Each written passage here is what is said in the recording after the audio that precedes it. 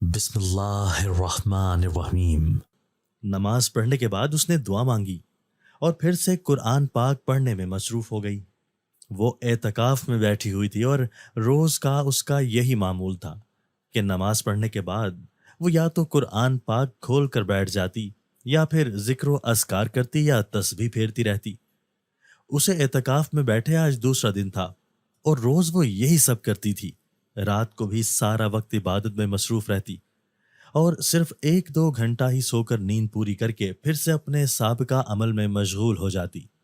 ابھی بھی وہ نماز کے بعد قرآن پاک پڑھ رہی تھی جب اچانک کمرے کی کھڑکی خود بخود کھلی اور باہر سے ٹھنڈی ٹھار ہوا اندر آنے لگی، جو اتنی سرد تھی کہ ایک پل کو اس کا وجود کپ کپا کر رہ گیا۔ مگر پھر وہی ٹھنڈی ہوا اس کے دل کو بھانے لگی۔ ہوا کے ساتھ ہی کسی چیز کے پھڑ پھڑانے کی آواز اسے سنائی دی، تو اس نے چونک کر کھڑکی کی جانب دیکھا، جہاں کھڑکی پر لٹکے بھورے رنگ کے پردے ہوا کے دوش پر پھڑ پھڑا رہے تھے۔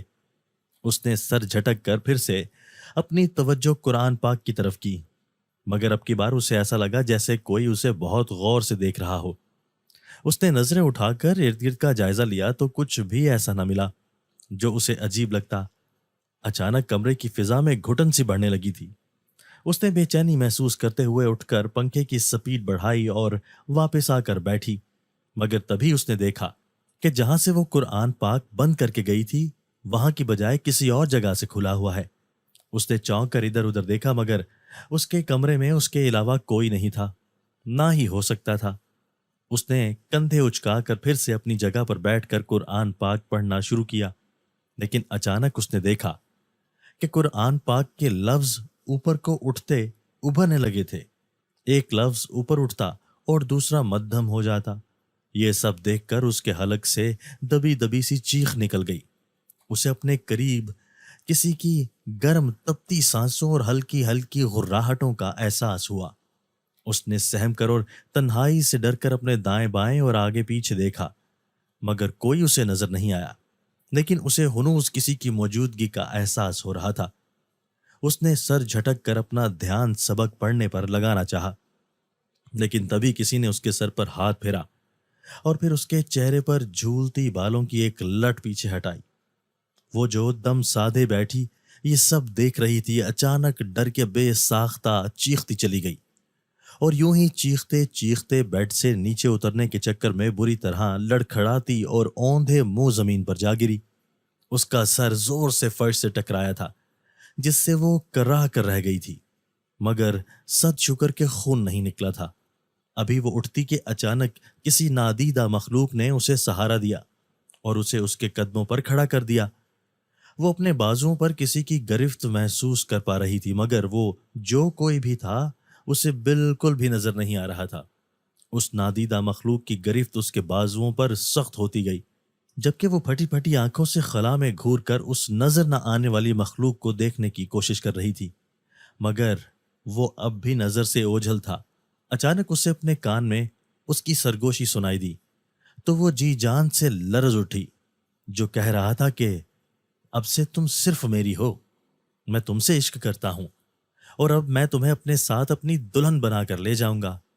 وہ جو کوئی بھی تھا اس کی آواز بے حد بھاری بھرکم کم اور ڈراؤنی تھی، جو اسے پورے کمرے میں گونجتی اور اپنے کانوں میں چبھتی ہوئی محسوس ہوئی تھی۔ اس نے تیزی سے سامنے کو دیکھ کر اندازے سے اس کے سینے پر ہاتھ رکھ کر دور دھکیلا تو اس کی گرفت ڈھیلی پڑی۔ وہ تیزی سے اٹھ کر آیت الکرسی پڑھ کر کمرے سے باہر بھاگنے لگی، مگر اس پر کسی پاک کلام کا اثر نہیں ہو رہا تھا، نہ ہی وہ یہاں سے جا رہا تھا۔ ابھی وہ دروازے تک بھی نہ پہنچی تھی جب اچانک اس کا ہاتھ اس نادیدہ مخلوق نے تھاما اور اسے بستر پر دھکیل دیا، اور پھر اس کا نام آسیہ تھا، جو 24 سال کی ایک نوجوان لڑکی تھی۔ وہ صوم و صلات کی پابند اور اپنے ہر کام کو اس کے وقت پر کرنے کی عادی تھی۔ کہنے کو وہ 24 سال کی تھی، مگر دکھنے میں 17-18 سال کی لگتی تھی، کیونکہ وہ بے حد دبلی پتلی لڑکی تھی۔ آسیہ کے گھر میں کل 5 افراد تھے۔ آسیہ، آسیہ کا ایک بھائی، آسیہ کی ماں اور اس کی دادا دادی۔ وہ دونوں صرف 2 ہی بہن بھائی تھے۔ آسیہ بڑی اور اس کا بھائی اس سے چھوٹا تھا۔ آسیہ نے سرکاری اسکول سے میٹرک اور سرکاری کالج سے ایم اے کر رکھا تھا۔ تعلیم حاصل کرنے کے بعد اس نے گھر کے قریب ہی ایک پرائیویٹ اسکول میں نوکری کر لی تھی کہ گھر کی آمدن میں کچھ حصہ ڈال سکے۔ اس کا چھوٹا بھائی 20 سال کا تھا جو پرائیویٹ بی ایس سی کر رہا تھا۔ سیکنڈ ٹائم وہ اکیڈمی میں پڑھاتا تھا جس سے وہ اپنی پڑھائی کا سارا خرچہ اٹھا لیتا تھا، جس کی وجہ سے اس کے گھر والوں کو کوئی پریشانی نہیں ہوتی تھی۔ اس کا باپ تب ہی فوت ہو گیا تھا جب وہ 20 سال کی تھی، یعنی آج سے 4 سال پہلے۔ تب سے اس میں احساس ذمہ داری بڑھ گئی تھی۔ اس کے باپ کے ہوتے ہوئے انہیں کبھی اتنی پریشانی نہیں ہوئی تھی کیونکہ وہ کسی نہ کسی طرح گھر کا خرچہ چلا ہی لیتے تھے، لیکن جب سے ان کی وفات ہوئی تھی تب سے ہی وہ پریشان رہنے لگے تھے کیونکہ اب مہنگائی بے حد بڑھ گئی تھی۔ جب ان کے والد زندہ تھے تو ان کی پریسنگ کی دکان تھی جہاں وہ سارا دن لوگوں کے آئے ہوئے کپڑے پریس کرتے تھے اور ان سے ملے ہوئے پیسوں سے ان کے گھر کا خرچہ چلتا تھا۔ دکان کرائے کی تھی تو اس کا کرایہ بھی انہی پیسوں سے نکلتا، اور گھر کو چلانے اور دکان کا کرایہ دیتے ان کے پاس اتنے پیسے نہیں بچتے تھے کہ وہ برے وقتوں کے لیے بچت کر سکیں۔ آسیہ کے والد کی وفات کے بعد انہیں کافی مشکلات کا سامنا کرنا پڑا تھا کیونکہ کمانے والا کوئی نہیں تھا اور بھائی بھی تب صرف 16 سال کا تھا۔ آسیہ کے دادا نے 1.5 مہینے ان کے والد کی پریسنگ والی دکان سنبھالی تھی، مگر وہ زیادہ عرصہ وہاں کام نہیں کر سکے تھے کیونکہ اس عمر میں وہ زیادہ دیر کھڑے نہیں رہ پاتے تھے۔ وہ اکثر بیمار رہتے تھے اور کچھ ان پر چھایا بڑھاپا تھا جو انہیں اتنا محنت طلب کام کرنے کی اجازت نہیں دیتا تھا۔ ان دنوں گھر میں فاقے ہونے لگے تھے جس پر آسیہ نے گھر کے قریب موجود اسکول میں ٹیچنگ کا شعبہ اختیار کر لیا تھا۔ شروع میں اس کی تنخواہ بے حد کم تھی، مگر پھر آہستہ آہستہ بڑھتی گئی تھی کہ ان کی ضروریات زندگی پوری ہونے لگی تھیں اور آج تک وہ اسی اسکول میں کام کرتی تھی۔ آسیہ کی ماں ایک گھریلو خاتون تھی جو گھر کے کام کاج میں مصروف رہتی تھی۔ وہ گھر سے کم ہی باہر نکلا کرتی تھی اور جب سے آسیہ کے والد کی وفات ہوئی تھی تب سے اس کی ماں نے گھر سے باہر آنا جانا بالکل ہی ختم کر دیا تھا۔ آسیہ کے دادا دادی کافی بوڑھے ہو چکے تھے جو سارا دن گھر پر ہی پائے جاتے تھے۔ اس کے دادا کبھی کبھار باہر نکل کر اپنے ہم عمروں کے پاس کافی دیر تک بیٹھے رہتے تھے اور گھر میں بیٹھے بیٹھے وہ تھک جاتے تھے۔ ان کی زندگی کافی سہل ہوتی اگر ان کی زندگی میں شہزاد نامی کانٹا نہ ہوتا تو۔ شہزاد اس کا چچا زاد تھا جو 3 گھر چھوڑ کر اگلے گھر میں اپنے ماں باپ کے ساتھ رہتا تھا۔ شہزاد کے ماں باپ آسیہ کے چچا چچی تھے۔ اس کے چچا چچی اور آسیہ کے ماں باپ کی شادی ایک ہی دن ہوئی تھی، مگر شہزاد اس سے بڑا تھا کیونکہ آسیہ اپنے ماں باپ کی شادی کے 4 سال بعد پیدا ہوئی تھی، جبکہ شہزاد اپنے ماں باپ کی شادی کے 2 سال بعد۔ یوں شہزاد آسیہ سے 2 سال بڑا تھا۔ جہاں آسیہ ایک پڑھی لکھی اور سلجھی ہوئی لڑکی تھی، وہیں شہزاد کم پڑھا لکھا اور بے حد بگڑا ہوا لڑکا تھا۔ اس نے صرف میٹرک تک تعلیم حاصل کی تھی۔ وجہ اس کی بری صحبت اور اس کا کند ذہن تھا۔ اس کا شروع سے ہی غلط لڑکوں کے ساتھ اٹھنا بیٹھنا تھا جو خود تو بگڑے ہی تھے، ساتھ میں شہزاد کو بھی بگاڑ ڈالا تھا۔ شہزاد نہ صرف سگریٹ پیتا تھا بلکہ جوا بھی کھیلتا تھا۔ یہی وجہ تھی کہ آسیہ اور اس کے گھر والوں کو وہ سخت ناپسند تھا، لیکن جہاں آسیہ اسے سخت ناپسند کرتی تھی وہیں شہزاد آسیہ کی محبت کا دم بھرتا تھا اور اس سے شادی کرنا چاہتا تھا۔ وجہ آسیہ کا حسین ہونا تھا۔ وہ ایک خوبصورت لڑکی تھی جو کسی بھی لڑکے کا خواب ہو سکتی تھی، اور ایسے ہی شہزاد نے بھی اسے اپنا بنانے کے خواب سجا لیے تھے۔ اس کے برعکس آسیہ کی چچی کو آسیہ ایک آنکھ نہیں بھاتی تھی، اور وجہ اس کے دل میں پنپتا حسد تھا کہ اگر اس کا بیٹا شہزاد پڑھ لکھ نہیں پایا تو آسیہ کیوں اتنا پڑھ لکھ گئی اور باپ کے جانے کے بعد گھر بھی سنبھال لیا، جبکہ اس کے چچا کو آسیہ سے بے حد محبت تھی جس نے اپنے گھر کا شیرازہ بکھرنے سے بچا لیا تھا۔ شہزاد کی ایک ہی بہن تھی، اقرا، جو شہزاد کے بالکل برعکس تھی۔ وہ بے حد نرم مزاج کی حامل تھی۔ وہ بھی بے حد پیاری تھی اور اپنے تایا تائی، دادا دادی اور آسیہ سے بے حد محبت کرتی تھی۔ اس وقت وہ 18 سال کی تھی اور 12ویں جماعت میں تھی۔ اس کا نکاح 2 سال پہلے آسیہ کے بھائی عمر سے ہوا تھا، جس پر دونوں کے ساتھ ساتھ ان کے گھر والے بھی راضی تھے۔ یہ رشتہ آسیہ کے باپ نے اپنی زندگی ہی میں طے کیا تھا جسے اس کی موت کے بعد جائز رشتے میں بدل دیا گیا۔ بات یہاں تک رہتی تو ٹھیک تھی، لیکن بیچ میں شہزاد نے اپنی پخ اڑا دی کہ وہ اپنی بہن کو عمر کے ساتھ تبھی رخصت کرے گا جب آسیہ سے اس کی شادی ہوگی، جس پر کوئی بھی راضی نہیں تھا کہ شہزاد کی بری خصلتوں سے ان میں سے کوئی بھی انجان نہیں تھا۔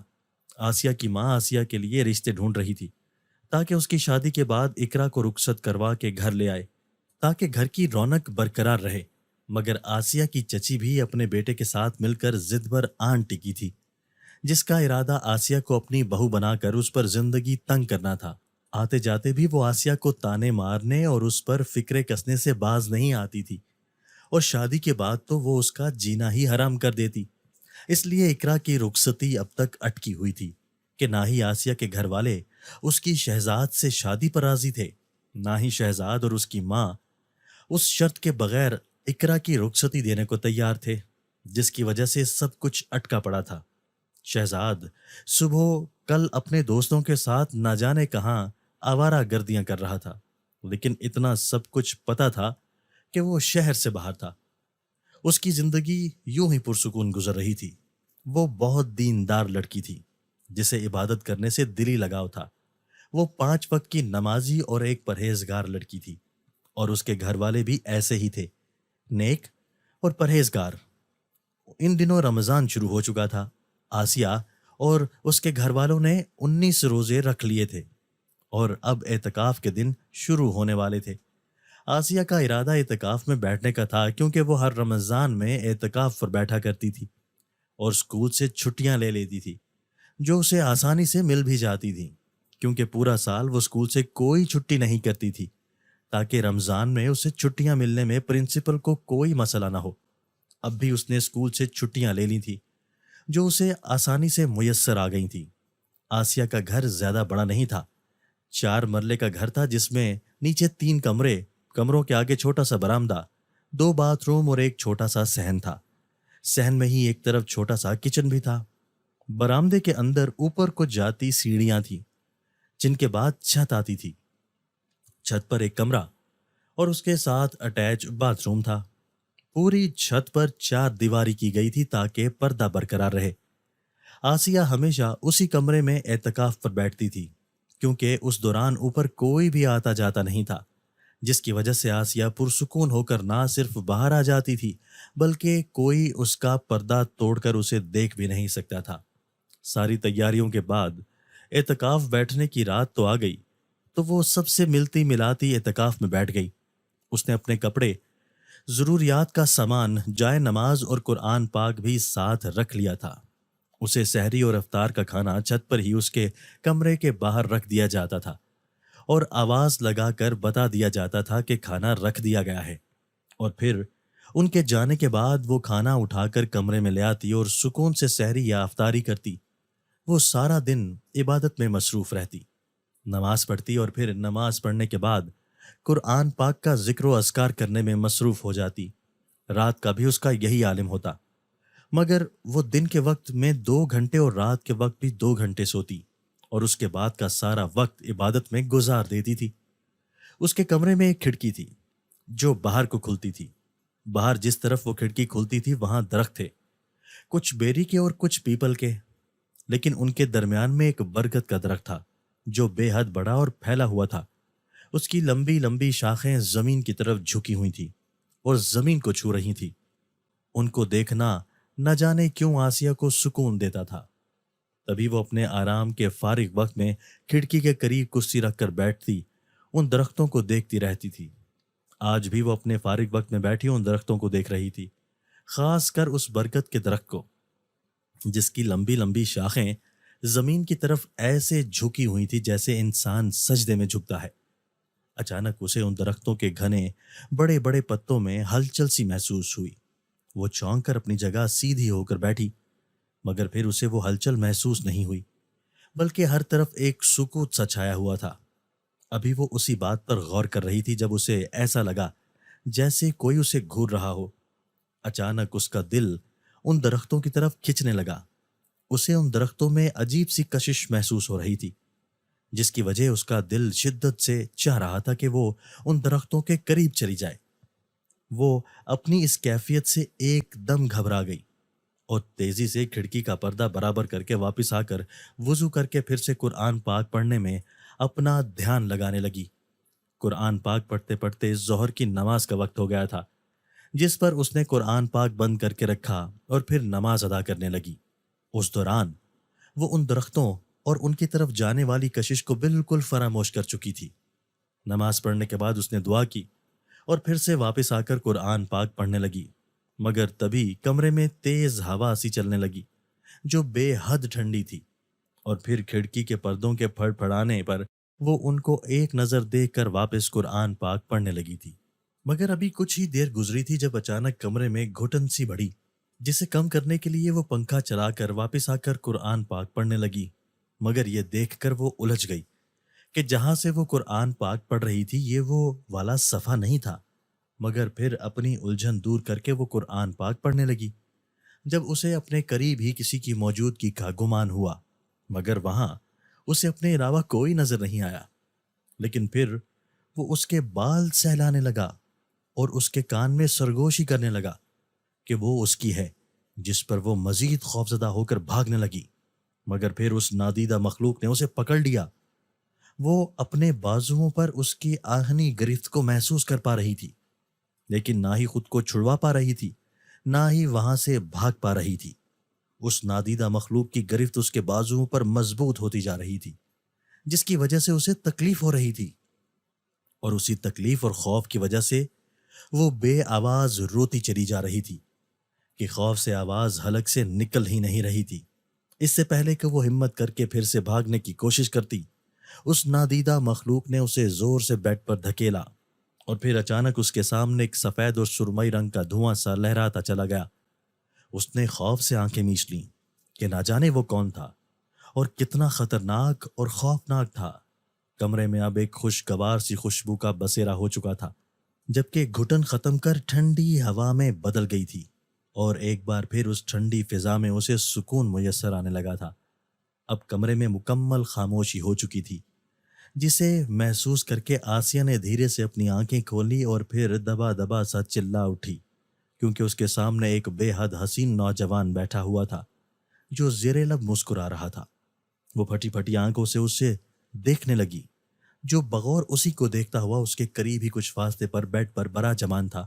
وہ بے حد حسین تھا، اتنا کہ اس نے اپنی زندگی میں اتنا حسین مرد نہیں دیکھا تھا۔ ہلکی ہلکی داڑھی اور موٹی کالی آنکھیں اس کے گورے چہرے پر بے حد جچ رہی تھیں۔ نفاست سے تراشے ہوئے بال اور سفید شلوار قمیض میں ملبوس وہ اسے کوئی 26-27 سال کا مرد لگا تھا۔ اسے دیکھتے دیکھتے اچانک اسے جھٹکا سا لگا اور اس نے تیزی سے اپنا چہرہ دوپٹے سے ڈھک لیا۔ وہ جو بھول گئی تھی اسے ابھی یاد آیا تھا کہ وہ اعتکاف میں بیٹھی ہوئی ہے۔ اس کی یہ حرکت دیکھ کر وہ بے حد پیار سے مسکرایا، مگر آسیہ نے غصے سے دھاڑ کر پوچھا کہ کون ہو تم اور یہاں میرے کمرے میں کیا کر رہے ہو؟ تمہیں نہیں پتا کہ میں اعتکاف میں ہوں اور اعتکاف والوں کا باقیوں سے پردہ ہوتا ہے؟ اس کے غصے سے پوچھنے پر وہ ایک بار پھر مسکرایا اور چٹکی بجائی۔ اس کے چٹکی بجاتے ہی وہ ایک دم غائب ہو گیا، تو اس کے اچانک غائب ہونے پر وہ خوف سے اچھلی۔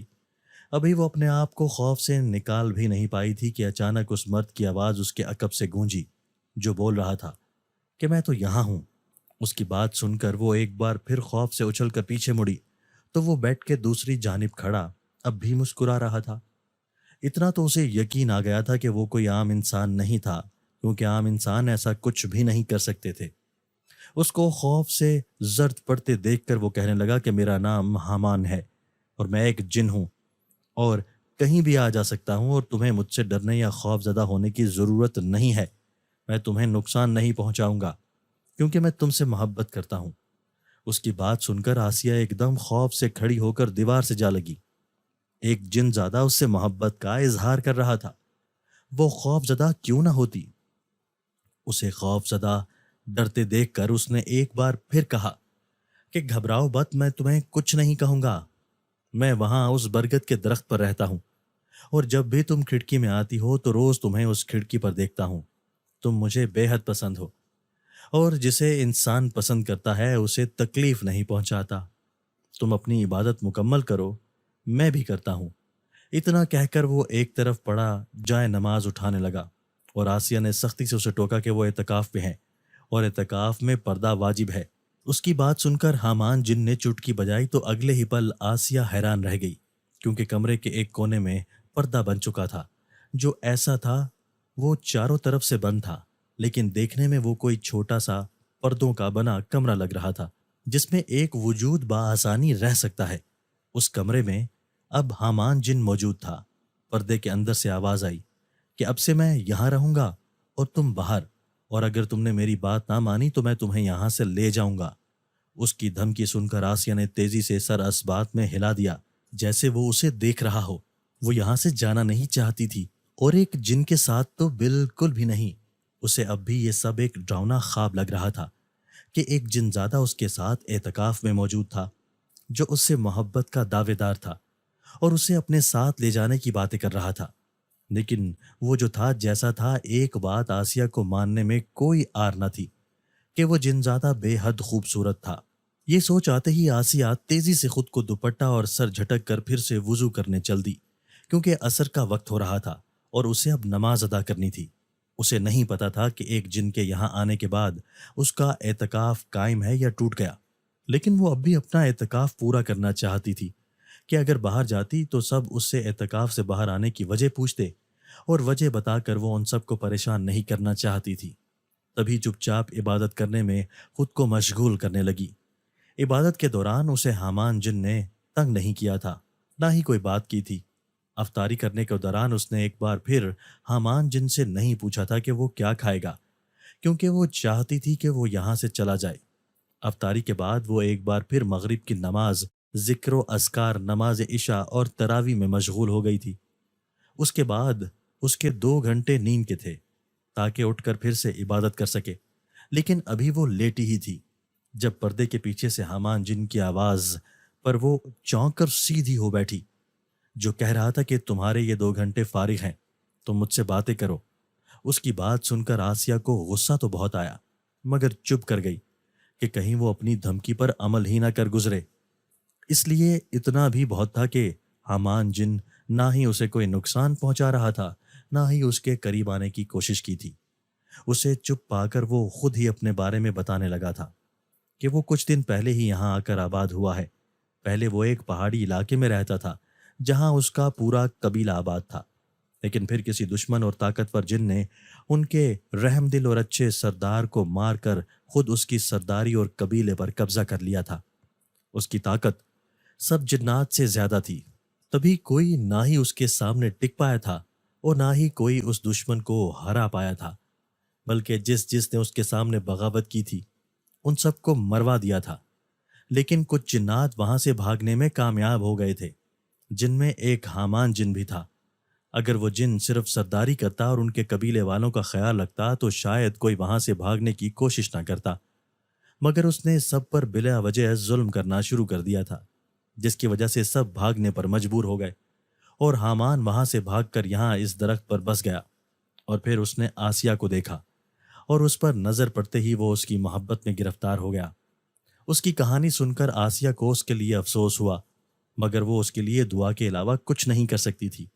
حامان نے اپنی بات پوری کر کے اس سے اس کے متعلق پوچھا تو وہ نہ چاہتے ہوئے بھی اسے اپنے اور اپنے گھر والوں کے بارے میں بتانے لگی، جس میں شہزاد اور اس کی حرکتوں کا بھی ذکر شامل تھا۔ حامان کو شہزاد کی خواہش کے بارے میں سن کر غصہ آیا تھا، اور اس نے سوچ لیا تھا کہ اسے کیا کرنا ہے اور کیسے آسیہ کو اس سے دور رکھنا ہے۔ اس گپ شپ کے بعد آسیہ اور حامان کی اچھی دوستی ہو گئی تھی۔ وہ ایک نیک جن تھا جو خود بھی خدا کی عبادت کرتا تھا۔ یہی وجہ تھی کہ وہ قرآنی آیات اور آیت الکرسی سن کر بھاگا نہیں تھا۔ اگر وہ کوئی برا جن ہوتا تو پاک کلام کی تلاوت برداشت نہ کر پاتا۔ اس کے بعد آسیہ اور حامان جن میں ہلکی پھلکی گپ شپ ہونے لگی تھی۔ آسیہ کے 2 گھنٹے رات کے اور 2 گھنٹے دن کے وہ اسے باتیں کرنے میں گزار دیتا تھا، اور باقی کا سارا وقت وہ دونوں ہی عبادات میں مشغول رہتے تھے۔ اور عبادت کے دوران حامان اسے مخاطب کر کے اس کی عبادت میں خلل نہیں ڈالتا تھا، لیکن ایک بات پر اسے حیرت تھی کہ اب اسے بالکل بھی نیند نہیں آتی تھی۔ وہ سارا دن اور ساری رات جاگتی تھی، مگر ذرا سی بھی اونگتی یا سوتی نہیں تھی، جس کی وجہ اسے خود بھی سمجھ نہیں آئی تھی۔ وہ روز افطاری کے وقت اپنے گھر والوں سے کچا گوشت منگوانے لگی تھی، کیونکہ حامان کچا گوشت ہی کھاتا تھا۔ ویسے وہ روٹی بھی کھا لیتا تھا مگر زیادہ نہیں، اور اس کے کہنے پر ہی وہ کچا گوشت منگواتی تھی، جس پر اس کے گھر والے حیرت کا شکار ہوتے تھے اور اس سے پوچھ بھی لیا تھا کہ وہ اس گوشت کا کیا کرتی ہے، جس پر اس نے بہانہ بنا دیا تھا کہ وہ اپنے سر سے وار کر پھینک دیتی ہے، جس پر سب ہی مطمئن ہو گئے تھے۔ آسیہ نے کئی بار اپنی سہیلیوں سے سنا تھا کہ اعتکاف میں اکیلے بیٹھو تو جنات نظر آتے ہیں، مگر آسیہ کو ان باتوں پر یقین نہیں تھا، کیونکہ وہ پہلے بھی کئی بار اعتکاف میں بیٹھ چکی تھی اور اسے کوئی جنات نظر نہیں آئے تھے، اور یہ پہلی بار ہوا تھا کہ کوئی جن اس کے اعتکاف میں اسے نظر آیا تھا، اور وہ بھی وہ جو اس پر عاشق ہو گیا تھا۔ آہستہ آہستہ آسیہ حامان کی باتوں، اس کی اچھی فطرت اور اس کی توجہ سے اس کی طرف مائل ہونے لگی تھی۔ وہ دل ہی دل میں اسے پسند کرنے لگی تھی، جس پر وہ خود کو سرزنش کرتی تھی کہ وہ خود ایک انسان ہے اور وہ جن جس کا دل کوئی ہیلا بہانہ سننے کو تیار نہیں تھا۔ اسے حامان سے محبت ہونے لگی تھی، جس پر وہ خود ہی پریشان ہو چکی تھی کہ ایک انسان اور جن ذات آپس میں محبت کر سکتے ہیں، نہ ہی قریب ہو سکتے ہیں، کہ ایک خاکی مخلوق تھی تو دوسرا ناری۔ عبادت کے دوران اکثر وہ توبہ استغفار کرتی رہتی کہ شریعت میں یہ سب جائز نہیں تھا، لیکن اس کا دل اس حامان جن کے آگے گھٹنے ٹیک چکا تھا، اور یہی نہیں، اس نے حامان سے اپنی محبت کا اظہار بھی کر دیا تھا، جس پر حامان کی خوشی کا کوئی ٹھکانہ نہ تھا۔ اور جس دن اس نے حامان سے اپنی محبت کا اظہار کیا، اس دن 30واں روزہ تھا۔ وہ اعتکاف سے اٹھ گئی تھی۔ سب نے اسے پھولوں کے ہار پہنا کر اس کا استقبال کیا تھا۔ اعتکاف میں بیٹھنے اور دن رات عبادت میں مشغول رہنے سے اس کے چہرے پر بے حد نور آیا تھا، اور وہ سب کو پہلے سے بھی پیاری لگنے لگی تھی۔ عید ان سب نے ایک ساتھ منائی تھی، جو بے حد خوشگوار گزری تھی۔ یہ عید سے اگلے دن کی بات ہے، جب وہ سب دوپہر کا کھانا کھا کر بیٹھے تھے۔ حامان جن بھی آسیہ کے بالکل سامنے دیوار سے ٹیک لگائے کھڑا تھا، لیکن وہ صرف آسیہ کو ہی نظر آ رہا تھا، باقی کسی اور کو نظر نہیں آ رہا تھا۔ وہ سب اقرا کے گھر والوں سے رخصتی کی بات کرنے کا فیصلہ کر رہے تھے، جب شہزاد نشے کی حالت میں ان کے گھر آیا تھا۔ وہ لڑکھڑا رہا تھا اور حلیہ بے حد بگڑا ہوا تھا۔ وہ ایک خوش شکل انسان تھا، مگر اس کی حرکتوں نے سب کو اس سے عاجز کر رکھا تھا۔ اس نے آتے ہی آسیہ کو بازو سے تھاما اور اسے گھسیٹتے ہوئے لے جانے لگا۔ ساتھ ساتھ وہ یہ بھی کہتا جا رہا تھا کہ آسیہ صرف اس کی ہے۔ اس اچانک افتاد پر وہ سب بوکھلا گئے تھے، اور آسیہ کے دادا اس کو شہزاد سے چھڑوانے کی کوشش میں ناکام ہوتے ہانپنے لگے تھے کہ تبھی غصے میں کھڑے حامان جن نے ایک زوردار چپت شہزاد کے سر پر لگائی تھی۔ ضرب اتنی شدید تھی کہ اس کا سر پھٹ گیا تھا اور اس سے خون نکلتا زمین پر بہنے لگا تھا۔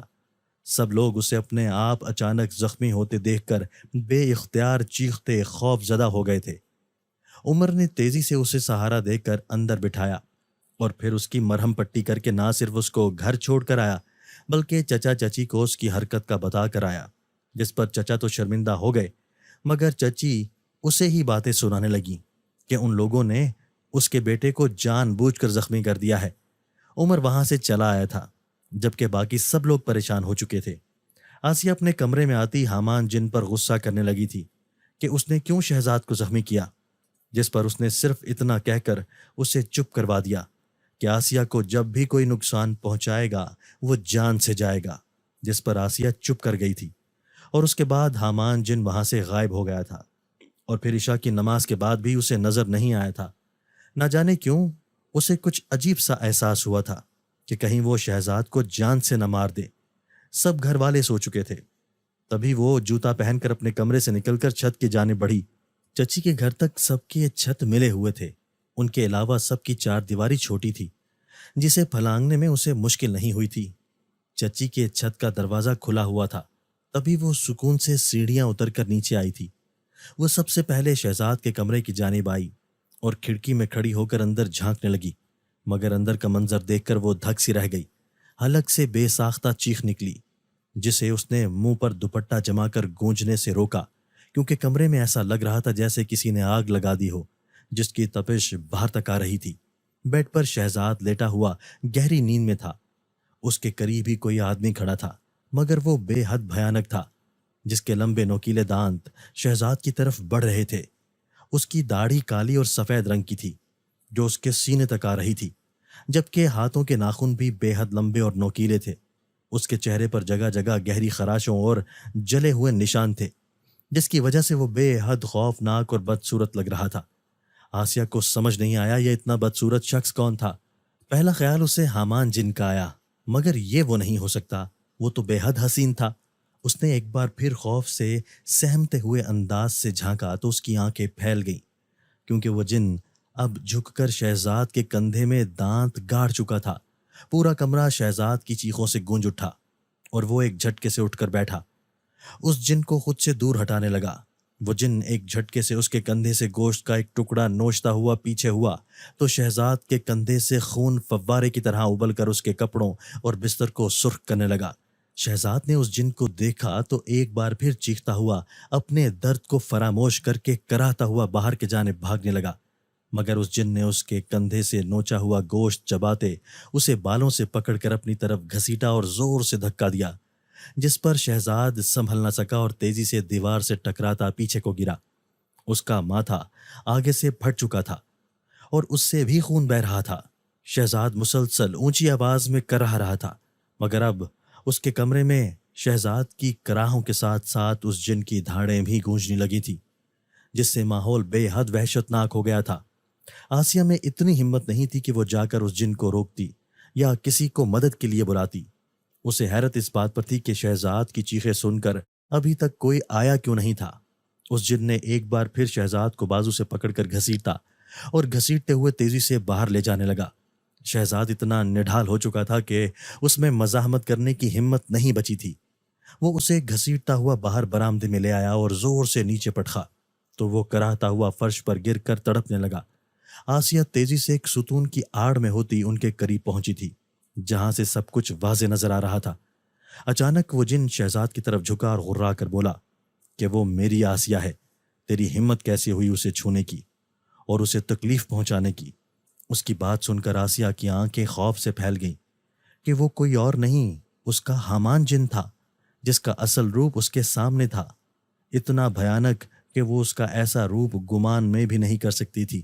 لیکن اگلے ہی پل اس کی چیخوں سے پورے گھر کے در و دیوار گونج اٹھے، کیونکہ حامان جن نے شہزاد کو اپنے دونوں ہاتھوں میں ایسے اٹھا رکھا تھا جیسے ابھی وہ اسے دیوار پر پٹخ دے گا، اور اگر وہ ایسا کرتا تو شہزاد کی کوئی ہڈی سلامت نہ رہتی۔ حامان جن اس کی چیخوں کی آواز سن کر وہیں تھما رہ گیا۔ اس نے گردن موڑ کر آسیہ کی جانب دیکھا، جہاں وہ کھڑی اونچی آواز میں رو رہی تھی۔ آنکھیں وحشت سے پھٹی ہوئی تھیں اور وہ مسلسل نفی میں سر ہلا رہی تھی، جبکہ شہزاد ابھی بھی مسلسل چیخ رہا تھا۔ اسے کچھ خبر نہیں تھی کہ اس کے ارد گرد کیا ہو رہا ہے، اسے صرف اتنا پتا تھا کہ کوئی جن اسے جان سے مارنے والا ہے۔ حامان جن کے ہاتھ ایک دم ڈھیلے پڑے تو شہزاد بے ساختہ نیچے گرا۔ ایک بار پھر اس کی کمر پر چوٹ آئی تھی اور اب وہ درد سے نڈھال بے ہوش ہو چکا تھا۔ حامان ایک دم آسیہ کی طرف بڑھا، مگر اس نے تیزی سے چیخ کر اسے اپنے قریب آنے سے روکا اور پھر اسے یہاں سے چلے جانے کو کہا۔ حامان جن اپنے اصل روپ میں کھڑا، اپنی کالی آنکھوں میں شہزاد کے لیے غصہ اور آسیہ کے لیے بے چینی لیے کھڑا آسیہ کو دیکھ رہا تھا، جو اب رخ موڑے شہزاد کے زخمی وجود کو گھسیٹ کر کمرے کی طرف لے جا رہی تھی۔ حامان جن نے پلک جھپکتے شہزاد کو ہلکی پھلکی روئی کی طرح اٹھایا اور اسے لے جا کر اس کے کمرے میں لٹا دیا۔ آسیہ ایک دم اس کی طرف بڑھی اور بے خوف ہو کر غصے سے اسے دھکیلتی ہوئی بولی کہ دفع ہو جاؤ یہاں سے۔ اس کی بات سن کر حامان نے ایک نظر اسے دیکھا اور پھر وہاں سے غائب ہو گیا۔ آسیہ نے تیزی سے فرسٹ ایڈ باکس ڈھونڈ کر شہزاد کی مرہم پٹی کرنی شروع کر دی۔ اس کے کندھے پر آئے زخم پر دوائی لگا کر اسے پٹی کی اور پھر اس کے ماتھے پر بھی پٹی کی۔ اس کے بعد وہ کچن میں جا کر دودھ گرم کر کے اس میں ہلدی ڈال لائی۔ کچھ دیر بعد خود کو پرسکون کر کے اس نے جلدی سے شہزاد کے منہ پر پانی چھڑکا تو وہ کراہتا ہوا ہوش میں آ گیا۔ اپنے قریب بیٹھی آسیہ کو دیکھ کر وہ حیران ہوا، مگر آسیہ نے اسے دودھ کا مگ پکڑایا تو وہ بمشکل سیدھا ہو کر بیٹھتا دودھ پینے لگا۔ اس نے شہزاد سے چچا چچی اور اقرا کے متعلق پوچھا تو اس نے بتایا کہ وہ اس کے ننیال فوتگی پر گئے ہیں۔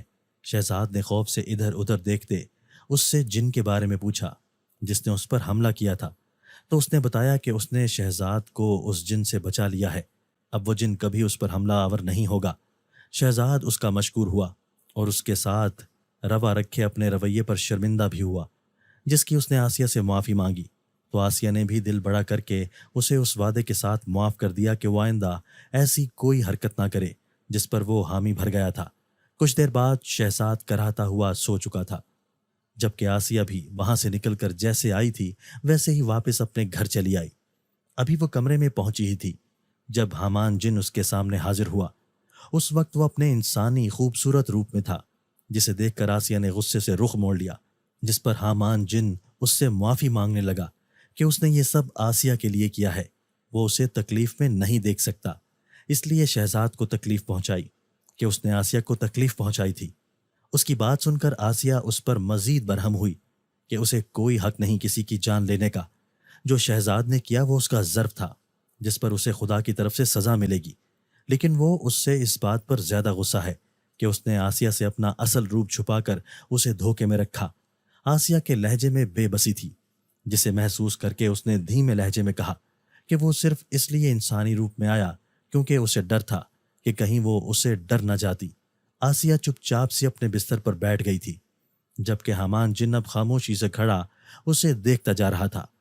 آسیہ اسے نظر انداز کر کے سو چکی تھی، جبکہ حامان اب بھی اسے دیکھتا چلا جا رہا تھا، جیسے اگر اسے دیکھنا بند کیا تو وہ کہیں غائب ہو جائے گا۔ ابھی آسیہ کو سوئے کچھ ہی پل ہوئے تھے جب اسے عجیب سا احساس ہوا، عجیب سی تپش، اور گھٹن سے اس کی جان نکلنے لگی تھی۔ وہ ایک گہرا مگر اکھڑا ہوا سانس لے کر ایک جھٹکے سے اٹھ کر بیٹھی، مگر ارد گرد نگاہ پڑتے ہی وہ چونک گئی تھی۔ اس نے بے یقینی سے اپنے ارد گرد دیکھا مگر وہ منظر نہیں بدلا، جس پر اس کا سانس خشک ہوا، کیونکہ وہ ایک عجیب سی جگہ پر تھی جو غار نما تھی۔ پہاڑوں کے اندر بنی یہ غار گپ اندھیر تھی، مگر دیوار پر 2 مشعلیں موجود تھیں جو اس غار میں روشنی پیدا کر رہی تھی۔ وہ اس جگہ پر اکیلی تھی اور اس غار میں چھائی گھٹن کو برداشت کر رہی تھی۔ اسے سمجھ نہیں آ رہا تھا کہ وہ یہاں کیسے آئی، مگر پھر اس کے ذہن میں جھماکا سا ہوا۔ اسے حامان جن کا خیال آیا، یقیناً وہی اسے یہاں لے کر آیا تھا، کیونکہ اسے حامان جن کے اصلی روپ کے بارے میں پتہ چل گیا تھا، لیکن وہ شاید یہ نہیں جانتا تھا کہ آسیہ کو اس کے اصلی روپ کے بارے میں جان کر بھی اس سے ویسی ہی محبت تھی جیسے پہلے تھی، اور یہ محبت کم نہیں ہوئی تھی۔ اس نے ایک گہرا سانس بھر کر ادھر ادھر دیکھا، مگر تبھی چونکی۔ اس کے گلے میں ایک ہار موجود تھا جس کی بڑی سی زنجیر نما ڈوری تھی، جس کے اندر ایک بڑا سا لاکٹ لٹکا ہوا تھا۔ اس نے دیکھا اس لاکٹ میں حامان کے اصلی روپ کی تصویر کندہ کی گئی تھی۔ اس نے ایسا ہی ایک لاکٹ حامان کے گلے میں بھی دیکھا۔ اس نے وہ لاکٹ اتارنا چاہا مگر وہ اترا نہیں۔ وہ ابھی غور سے اس لاکٹ کو دیکھ ہی رہی تھی جب اچانک اس کے سامنے تیز روشنی چمکی اور حامان جن اس کے سامنے حاضر ہوا، جو اس کے لیے پھل اور کھانے کی چیزیں لے کر آیا تھا۔ آسیہ نے پوچھا کہ وہ اسے یہاں کیوں لایا ہے، جس پر حامان نے کہا کہ وہ اب سے یہیں اس کے ساتھ رہے گی اور وہ اسے کبھی واپس جانے نہیں دے گا، کیونکہ وہ اب اس کی بیوی ہے۔ اس کی بات سن کر آسیہ کو بے ساختہ حیرت و خوف نے آ گھیرا اور اس نے پوچھا کہ وہ اس کی بیوی نہیں ہے، جس پر اس نے آسیہ کو بتایا کہ ایک جن جب کسی عورت کو اپنا لاکٹ پہنا دیتا ہے تو وہ اس کی بیوی بن جاتی ہے، اور میں تمہیں کھونا نہیں چاہتا تھا، تبھی تمہیں اپنی بیوی بنا کر یہاں لے آیا۔ اس کی بات سن کر آسیہ کا دماغ چکرا کر رہ گیا کہ ایسے شادیاں نہیں ہوتی، بلکہ ان کا طریقہ مختلف تھا۔ مگر اس سے پہلے کہ وہ اسے ٹوکتی یا اسے سمجھاتی، اچانک وہ سارا سامان نیچے رکھ کر تیزی سے اس کے گلے آن لگا۔ یہ پہلی بار تھا جب اس نے آسیہ کو چھوا تھا، ورنہ پہلے وہ ایک فاصلے پر رہتا تھا۔ آسیہ کو سکون سا محسوس ہوا، لیکن اگلے ہی پل یہ سکون تب ختم ہوا جب اچانک آسیہ کو اپنا جسم آگ کی طرح تپتا ہوا محسوس ہوا۔ اس کے جسم کا درجہ حرارت اتنا بڑھ گیا تھا کہ اسے اپنا جسم جھلستا ہوا محسوس ہوا۔ یہی نہیں، اچانک اس کے پیٹ میں گرمی کے ابال سے اٹھے، ایسے جیسے اس کے پیٹ میں انگارے رکھ دیے گئے ہوں۔ اس کا پورا جسم پسینہ بہانے لگا تھا، جو نچڑ کر پتھریلی زمین پر بہنے لگا۔ اسے ایک دم اپنا جسم نڈھال اور بے جان لگنے لگا، لیکن اس کی دگرگوں حالت سے بے نیاز حامان اسے گلے سے لگائے آنکھیں بند کر کے کھڑا تھا۔ آسیہ کی آنکھیں ایسے جلنے لگی جیسے اسے شدید ترین بخار ہو، جبکہ کن پٹیاں بھی سلگنے لگی تھیں۔ اس کا انگ انگ آگ اگل رہا تھا اور پورا جسم بھانبڑ کی طرح جل رہا تھا۔ اچانک اسے زور سے ابکائی آئی اور وہ تیزی سے حامان جن سے دور ہٹی اور دور جا کر بری طرح کھانسنے لگی۔ حامان جن نے اسے ہاتھ لگایا تو اسے اس کا جسم آگ میں جلتا محسوس ہوا۔ وہ پریشان کھڑا کچھ سوچنے لگا، جبکہ آسیہ اب زمین پر گر کر تڑپ رہی تھی۔ اس سے پہلے کہ حامان کچھ سوچتا، اچانک حامان کے قریب ایک تیز روشنی کا جھماکا ہوا اور ایک جن اس کے سامنے حاضر ہوا جو بے حد خوفناک تھا۔ وہ اپنے اصلی روپ میں تھا اور حامان کا باپ تھا۔ اس نے تیزی سے حامان کو بتایا کہ قبیلے میں سب کچھ ٹھیک ہو چکا ہے اور وہ ظالم سردار مر چکا ہے۔ حامان خوش ہوا تھا کہ اب وہ اپنے قبیلے میں لوٹ سکے گا۔ تبھی اس کے باپ نے ایک آدم زادی کو وہاں تڑپتے دیکھا تو باپ کی سوالیہ نظروں پر حامان نے اپنے باپ کو سب کچھ بتا دیا، جس پر حامان کے باپ نے کہا کہ وہ مٹی سے بنی لڑکی آگ سے بنی مخلوق کے قربت برداشت نہیں کر پائی، نہ ہی کبھی کر پائے گی، اور جب جب وہ اس کے قریب آئے گا اس کا یہی حال ہوگا۔ وہ لوگ کبھی ایک ساتھ نہیں رہ سکیں گے، تو بہتر ہے کہ اسے اس کی دنیا میں واپس چھوڑ دے۔ حامان نے اپنے جادو سے سب ٹھیک کرنے کی کوشش کی مگر ناکام رہا۔ حامان کو افسوس ہوا، وہ آسیہ سے محبت کرتا تھا مگر اس کی جان سے قیمتی کچھ بھی نہیں تھا۔ اس نے آگے بڑھ کر تڑپتی ہوئی آسیہ کے گلے سے اپنا لاکٹ اتارا تو وہ پرسکون ہونے لگی اور کچھ ہی دیر میں اس کی طبیعت سنبھل گئی۔ حامان نے اسے ساری بات بتائی تو وہ بھی چپ چاپ مان گئی کہ یہی دونوں کے لیے بہتر تھا۔ حامان اسے واپس اس کی دنیا میں چھوڑ کر اپنی دنیا میں واپس لوٹ گیا۔